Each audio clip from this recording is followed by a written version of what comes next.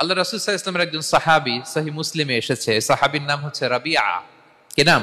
ওনার নাম হচ্ছে রাবিআ ইবনু কাব আল আসলামি রাদিয়াল্লাহু তাআলা আনহু। উনি বলেন, কুনতু আবিতু ইনদা রাসূলিল্লাহ, একবার আমি রাত্রিবেলা রাসূল সাল্লাল্লাহু আলাইহি ওয়াসাল্লামের সাথে ছিলাম, কোনো এক কারণে রাসূলের সাথে রাত কাটিয়েছি। তো রাসূল সাল্লাল্লাহু আলাইহি ওয়াসাল্লাম যেহেতু তাহাজ্জুদের সালাত পড়েন, তো তিনি বলেন, আমি মাঝরাতে উঠে একটা গামলা দিয়ে, পাত্র দিয়ে অজুর পানি নিয়ে আসছি বিশ্বনবীর জন্য, এনে দিলাম। বিশ্বনবী এত খুশি হলেন, আমাকে বললেন, সাল, হে কাব, তোমার কি লাগবে চাও। উনি বললেন, আসআলুকা মুরাফাকাতাকা ফিল জান্নাহ। উনি বললেন, ইয়া রাসূলুল্লাহ, আপনি যদি কিছু চাইতেই বলেন তাহলে আমি জান্নাতে আপনার সাথে থাকতে চাই।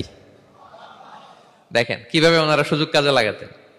অজুর পানি নিয়ে আসছে, বিষ্ণুবী খুশি হয়ে গেলেন, বলেন, তুমি কি চাও? বলে, আসআলুকা মুরাফাকাতাকা ফিল জান্নাহ। বড়টাই চাইছে, ছোটখাটো জিনিস চাই নাই। নবী, হে, আমি জান্নাতে আপনার সাথী হতে চাই। বিষ্ণু বললেন, আওয়া গায়রা যালিক, আর কিছু চাও, অন্য কিছু লাগবে? বলতেছে, না, উরিদু যাক, শুধু এইটাই চাই। তখন বিষ্ণু সাল্লাল্লাহু আলাইহি ওয়াসাল্লাম বললেন, আইন্নি আলা নাফসিকা বিকাসরাতি সুজুদ, এই মর্তবা যদি তুমি চাও তাহলে বেশি বেশি সেজদায় লুটিয়ে থাকো। আলাইকা বিকাসরাতি সুজুদ, বেশি বেশি সেজদা দিও। যদি সেজদায় পড়ে থাকতে পারো তাহলে জান্নাতে আমার সাথী হতে পারবা।